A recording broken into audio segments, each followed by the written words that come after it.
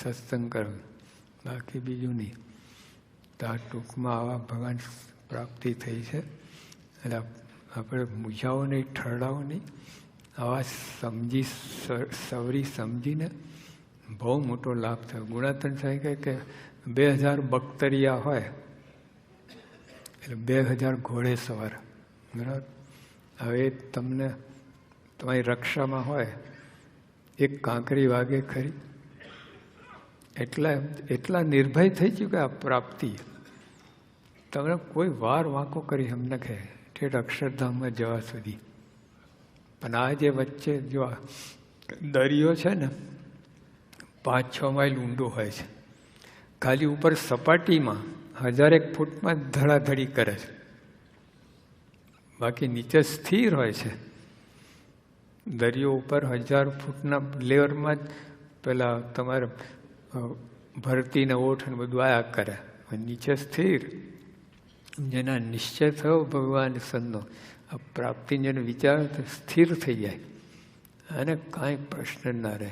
જો ડોસાભાઈ હતા ભાદરાના, કેટલા સ્થિર, કેટલા ધીર.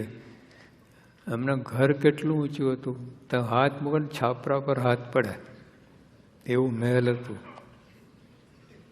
Dog house.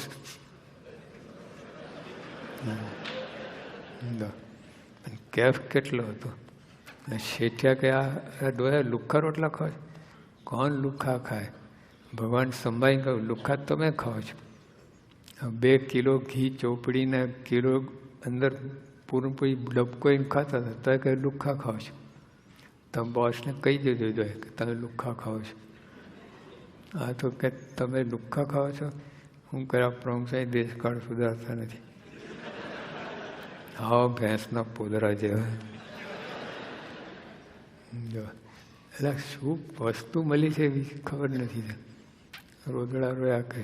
તમારા ગમેલા પ્રશ્ન હોય ને, પ્રોબ્લેમ, આર્થિક પ્રશ્ન, સામાજિક, કૌટુંબિક, શારીરિક, બધા પ્રોબ્લેમ એક ઢેફા જેટલા અને પ્રાપ્તિ હિમાલય જેટલી.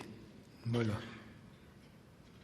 હિમાલય આગળ ઢેફું શું છે? આમ આ તો કેવું છે, આપણે કોઈ તમને કોઈનું હીરો આપે એમ, અને એના બદલામાં તો એક લીંબુ આપો, પછી કોઈ કોઈનો હીરો છે એ લીંબુ આપ્યું છે, તારું લીંબુ ક્યાં કોઈનો હીરો ક્યાં? આ ભગવાનને સંત કોઈનો હીરો, ને આપણે જે કંઈ કર્યું ને લીંબુ. શું તમે કર્યું છે? કોઈનો હીરો આગળ લીંબુ શું ક્લાસના? આખી દુનિયાના લીંબુ એની આ ના ટકે. એટલે એવી પ્રાપ્તિ એવા ભગવાન મળ્યા છે ને, પણ એની કંઈ સમજ નથી, સમય નથી. આ બધું ચાલે, તમારે સમય, અમારે સમય નથી. લો, આ માંડ 2 દિવસ કાઢ્યા ખેંચી. એ આ તો રજા છે એટલે, નહીં તો શનિ રવિ કોઈ આવે નથી. આ તો આખું અઠવાડિયાની રજા છે ને બધી, એટલે બધું કંઈક ઠેકાણે પડ્યું. એટલે તમારે નથી, અમારે સમય નથી. હવે બધા એટલા ગૂંચાયેલા, એટલું સત્સંગ મોટું પોરું થઈ ગયું છે ને. આ બિચારા 4 સંતો કેટલું કરે કે આ હાથ નાખો. પરિસ્થિતિ આવી છે, પણ હકીકત પણ છે. હા, ભગવાન સંત મળ્યા છે, પણ જરાય શંકાની વાત છે. તો સમજો કે ના સમજો, કંઈ કરો કે ના કરો, એ કંઈ બદલી જવા નથી. $100 નોટ છે, બરાબર? તો તમે કયાથી $100 નોટ થઈ? તમે કહો કે નહીં $100 નોટ નથી, તો કાગળનો ટુકડો થઈ જાય. એ $100 નોટ રહેવાની છે. તમારી સહી સિક્કાની જરૂર નથી, અને સરકારનો સિક્કો વાગી ગયો છે. તમે સર્ટિફિકેટની જરૂર નથી, સિક્કો વાગી ગયો છે. હા, એ $100 નોટ છે. તમે સમજો તો લાભ, ના સમજો તો ખોટ. ભગવાનના સંત છે. તમારું હું ક્લાસ, તમે કોણ એમને સર્ટિફાઈ કરનારા?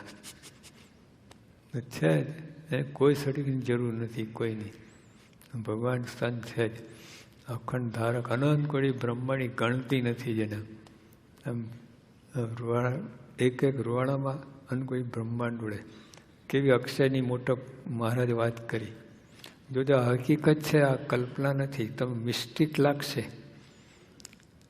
અક્ષયનો એક રૂવાણો લો, એના કરોડ કટકા કરો, એમાં એક કટકામાં અનંત કોટી બ્રહ્માંડ. હા, હું આ ભેજું ફાટી આવ્યું. હકીકત છે, આ કલ્પના નથી. આ બુદ્ધિમાં ના બેસે એટલે કલ્પના થઈ ગઈ. આવી પ્રાપ્તિ આવા ભગવાનના સંત મળ્યા છે. કીડી થઈને હાથી કીડી થયો છે, આપણી સાથે હેત પ્રીત કહીને પોતાની પંક્તિમાં ભેળવા છે. એટલે આટલું મોટું કામ થઈ ગયું. અત્યારે 30 વર્ષથી કેસ ચાલતો હોય સુપ્રીમ કોર્ટમાં. મુંબઈથી દિલ્હી ત્યાં આટા ફેરા માર્યા જ રાખો. પછી આમ કેટલી તકલીફ પડે. જમ્પિંગ રિઝર્વેશન, લટકીને જતા હો તમે, રિઝર્વેશન હોય જ નહીં. અને પછી ત્યાં રસ્તામાં જમવાનું નાસ્તા પાણી ક્યાંથી હોય બધું. અને કામ થઈ જાય તો આ કોઈ યાદ આવે તમને? એટલે આમ હેરાન થઈ ગયું. કાંઈ કોઈ વાત જ નહીં.